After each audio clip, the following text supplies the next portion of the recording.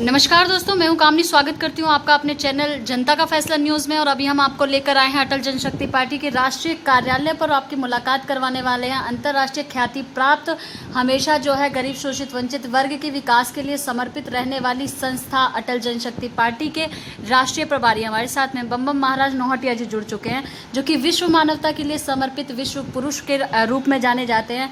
जब जब धर्म पर, सनातन संस्कृति पर प्रतिघात होता है या कोई भी ज़रूरतमंद या गरीब वर्ग जो होता है उसके लिए हमेशा उनके कल्याण के लिए समर्पित रहते हैं। सर, सर्वप्रथम मैं आपका स्वागत करती हूँ अपने चैनल जनता का फैसला न्यूज़ में। आज का जो यहाँ पर प्रेस वार्ता का जो आयोजन किया गया उसके मुख्य उद्देश्य क्या है? देखिए, सबसे बड़ा उद्देश्य हमारा विश्व कल्याण, विश्व शांति, विश्व सौहार्द और विश्व का विकास है। अब सबसे बड़ी बात क्या है, ये होगा कैसे?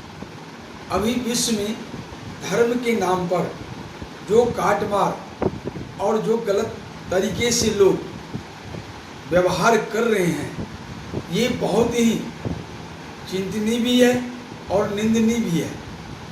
अभी विश्व में जैसा कि परिस्थिति है, 2021 साल पहले कोई धर्म नहीं था। 2021 साल पहले एक ईसाई धर्म के नाम से उत्पत्ति हुई। फिर 1450 साल पीछे इस्लाम नाम से एक धर्म की उत्पत्ति हुई। तो विश्व मानवता के लिए, विश्व कल्याण के लिए विश्व धर्म की आवश्यकता है। मैं आज जो बोल रहा हूँ और आज मैं जिस परिस्थिति में हूँ, वहाँ मेरी बात को कोई सुन नहीं रहे हैं, समझ नहीं रहे हैं। लेकिन 2022 में जो मेरा लक्ष्य है भारत का राष्ट्रपति बनने का, और जब मैं राष्ट्रपति शपथ ग्रहण कर लूँगा, उसके बाद विश्व मानव के लिए, विश्व कल्याण के लिए, विश्व धर्म के लिए जो मैं कार्य करूँगा, वो मैं आपको आज बता देना चाहता हूँ। मेरा लक्ष्य है संयुक्त राष्ट्र सुरक्षा परिषद में या संयुक्त राष्ट्र संघ में, मतलब पूरे विश्व का जो संगठन है, वहाँ पर विश्व धर्म के लिए प्रस्ताव को पारित कराना। और वहाँ पर चाहे ईसाई धर्म हो, चाहे इस्लाम धर्म हो, चाहे सनातन धर्म हो, इस तीनों धर्म को विश्व धर्म के तौर पर प्रायोजित करके रखना और इस विषय पर बहस कराना। और जो सही धर्म सामने होगा, चाहे ईसाई धर्म सही है, पूरा विश्व ईसाई को मान ले, चाहे इस्लाम धर्म सही है, पूरा विश्व इस्लाम को मान ले, या सनातन धर्म सही है, पूरा विश्व सनातन को मान ले। चूँकि एक धर्म को मानने के बाद विश्व एक परिवार हो जाएगा। काट मार की संभावना जो है, खून खराबे की संभावना जो है, ये खत्म हो जाएगा। और जब आपको ईश्वर तक पहुंचना है तो ठीक है, किसी रास्ते पहुंचिए, पहुंचना तो भाई, तो इसके लिए काट मार किस लिए, इसके लिए खून खराबा किस लिए, गलत रास्ता किस लिए? आपको अगर चयन करने का अधिकार दिया जाए कि किस धर्म को प्राथमिकता दी जाएगी, तो आप क्या कहेंगे? हम किसी धर्म के पक्ष विपक्ष में नहीं जाएंगे। हम सीधे पूरे मानव समाज को, विश्व समाज को ये कहना चाहेंगे, जो ईश्वर तक जाने का जो रास्ता है और जहाँ ईश्वर है, उसको आप अपनी दृष्टिकोण से देख लें, समझ लें, परख लें, फिर आप फैसला कर लें। हम तो उनको सिर्फ नज़र देंगे जो लोगों की नज़र पर किसी भी प्रकार का धर्म के नाम पर ईश्वर तक पहुँचने की पट्टी लगा हुआ है, पट्टी बंधा हुआ है। हम उस पट्टी को उतारकर उनके आंखों के सामने प्रत्यक्ष दिखा देंगे जो ईश्वर कहाँ है और वहाँ कैसे पहुँचा जाएगा। अब लोगों को तय करना होगा कि वो इस्लाम के रास्ते से जाना चाहते हैं, ईसाई के रास्ते से जाना चाहते हैं, या सनातन धर्म के रास्ते से जाना चाहते हैं। ये भी समाज अपना खुद तय कर लेगा। अभी वर्तमान में कोरोना महामारी को भी ईश्वर की और प्रकृति के साथ खिलवाड़ से जोड़ा जा रहा है। इस पक्ष में आप क्या कहना चाहेंगे? देखिए, प्रकृति के साथ खिलवाड़ तो जो हमारा आधुनिक विज्ञान है, ये संपूर्ण प्रकृति के साथ खिलवाड़ करके ही आगे बढ़ा है। इसकी उत्पत्ति, इस आधुनिक विज्ञान की उत्पत्ति ही प्रकृति के साथ खिलवाड़ करने के लिए हुआ है और खिलवाड़ करके आगे बढ़ा है। तो इसको तो हम यही आपको सब जवाब दे दी। तो रह गई बात कोरोना की, तो कोविड का जो लक्षण है, वो लक्षण जैसा कि सरकार ने बताया है, जैसा कि एलोपैथिक चिकित्सकों ने बताया है, जैसा कि WHO ने बताया है, जैसा कि हर देश के लोगों ने, हर देश के विशेषज्ञों ने बताया है, उन लक्षण के अनुसार ये जो कोरोना है, कोविड-19 है, वो किसी भी सूरत में मतलब महामारी का रूप नहीं ले सकता है। खासकर भारत में तो बिल्कुल ही नहीं ले सकता है। फिर इस प्रकार की जो लाशें बह रही हैं, लोग जलाने नहीं जा रहे हैं, लोग अपने पेरेंट्स तक को छू नहीं रहे हैं, इस प्रकार के जो टीवी चैनल्स में जो न्यूज़ चल रही है उसके लिए फिर क्या कहना चाहेंगे?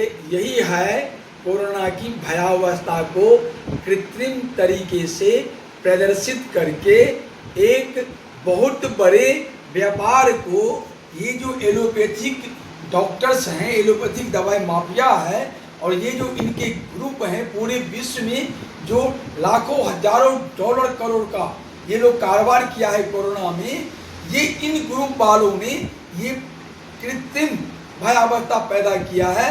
और ऐसी भयावहता पैदा किया जो जिसको कोरोना हो गया उसके संपर्क में लोग जाएंगे, उनको भी हो जाएगा, छू देने से हो जाएगा, नजदीक जाने से हो जाएगा।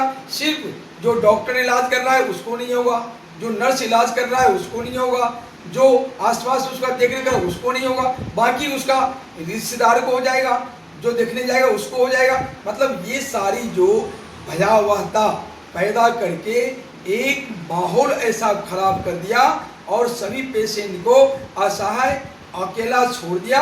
और इस मामले में जो ये जो कोरोना पेशेंट मर गया है, कोई छू नहीं सकता, इसको एक किट में बांध के और जो इसको दफना दिया या जला दिया या फेंक दिया, कुछ भी किया, मतलब टोटल एविडेंस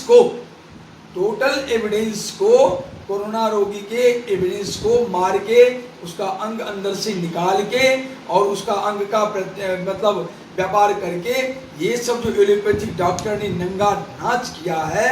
और इस नाच में जो इस देश के भारत, हमारे देश के राजनीतिक पार्टी और हमारे देश के मतलब नामी गिरामी मीडिया वाले, छोटी मीडिया की नहीं कह रहा हूँ, बड़ी बड़ी मीडिया वाले जो नाक वाले हैं, जो खास करके पैसों में बिके हुए हैं।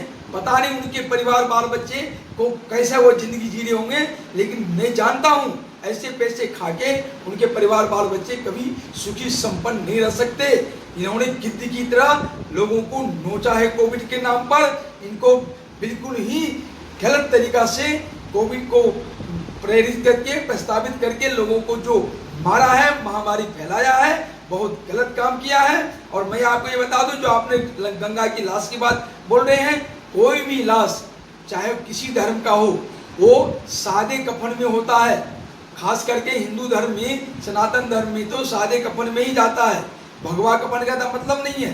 ये तो कांग्रेसियों ने, वामपंथियों ने, केजरीवाल एंड टीम ने और सारे जो 28 राजनीतिक दल मिले हुए हैं, इन सभी की टीम ने, विदेशी मीडिया ने, देशी मीडिया ने पैसे के बल पर इनको प्लांट किया ताकि देश की मोदी सरकार की बेइज्जती हो, भारत की बेइज्जती हो, बदनाम हो, मोदी योगी सरकार बेइज्जत हो, बदनाम हो। आपको मैं बता दूं, अगर लाशें बहती तो यूपी में ही बह रही थी, बाकी पंजाब में नहीं बहा, लाशें महाराष्ट्र में नहीं बहा, लाशें मतलब आपको उड़ीसा में नहीं बहा, लाशें छत्तीसगढ़ में नहीं बहा, लाशें बिहार में नहीं बहा, लाशें अदर जो भी स्टेट है बंगाल में नहीं बहा, लेकिन सिर्फ योगी के ही स्टेट में बहा। मतलब इन लोगों का शुरू से हाथरस कांड भी इन्होंने प्लान किया था। हाथरस कांड में देखिए, मतलब बिल्कुल ही मतलब एक गरीब आदमी को, निर्दोष व्यक्ति को जेल में ठूस के मजे ले रहे हैं, लेकिन उसका जो आत्मा रो रहा है, इसका प्रायश्चित इन सबको करना पड़ेगा। मैं आपको एक चीज कह देना चाहता हूँ साफ और स्पष्ट, कोविड की जो महामारी को बनाया गया है, इसको तो मैं जांच करूंगा। इसमें IMA सबसे पहला दोषी है, उसके बाद DMA दोषी है, इसके बाद एम्स के डॉक्टर भी दोषी हैं, सफदरजंग के डॉक्टर एसोसिएशन भी दोषी हैं, और भी सभी एलोपैथिक डॉक्टर दोषी हैं। दूसरी बात सुन लीजिए, सबसे बड़ी चीज मैं कह देना चाहता हूँ, इलाज, स्वास्थ्य के लिए इलाज जरूरी है, और इलाज के लिए सही दवा, सही चिकित्सा जरूरी है। और इसके लिए जो अरबों साल पुराना हमारा भारतीय चिकित्सा पद्धति है, जो एकदम प्रमाणित चिकित्सा पद्धति है, जिसमें किसी प्रकार की दोष नहीं है, वो चिकित्सा पद्धति पूरे विश्व को हर प्रकार के बीमारी से मरहूम कर सकता है, निजात दिला सकता है। लेकिन ये एलोपैथिक के ऊपर जितना ये लोग भार दे रहे हैं, जितना ये लोग जा रहे हैं, एलोपैथी को जिस प्रकार से ये लोग प्रायोजित कर रहा है, ये एलोपैथी तो 200 साल का दूध मुहा बच्चा है, अभी तो इसको दूध के दांत नहीं झरे हैं, अभी इनके पास कुछ भी नहीं है। और जो भी है ना, वो भी भारत की चोरी की हुई है। जब अंग्रेजों ने चोरी किया भारत की बौद्धिक संपदा को, और विभिन्न लोगों ने, भारत में बहुत सारे आक्रांता आए, यहाँ से बहुत सारी चीजें लेकर गए, तो वो जो चोरी करके कुछ उसमें से ज्ञान विज्ञान अधूरी लिया, अब कुछ उसको कर दिया। ये जो सर्जरी है, सर्जरी का तो नाक कटा था ब्रिटिश का एक आदमी का, उसने नासिक में जाके महाराष्ट्र में अपना नाक सर्जरी करवाया, और उसी आदमी का सारा ज्ञान विज्ञान लेके फिर गया। यहाँ एलोपैथी उसका कहाँ है? ये हमारे यहाँ से चोरी करके किया है, और अधूरी ज्ञान है। एलोपैथिक चिकित्सा बिल्कुल ही आधी अधूरी चिकित्सा पद्धति है, जो साइड इफेक्ट देता है, जो किसी प्रकार से रोगों का इलाज संपूर्ण नहीं करता है। किंतु हमारा जो आयुर्वेदिक चिकित्सा पद्धति है, ये आज का नहीं है, वो 2 अरब साल से है और प्रमाणित है। इसमें हर रोग का इलाज है, और इस चिकित्सा पद्धति को अगर हम कोरोना में पूरा यूज किए रहते तो नगण्य लोग ही मरता, इतने लोग बढ़ता ही नहीं, ये महामारी होता ही नहीं। लेकिन महामारी प्रायोजित किया था, करना था, और किया, और लोगों को मारा, जिसकी जांच होनी चाहिए, जिसके खिलाफ मुकदमा दर्ज होनी चाहिए। यही मैं आज के द्वारा कहना चाहता हूँ। बहुत ही अच्छी जानकारी का साझा करवाने।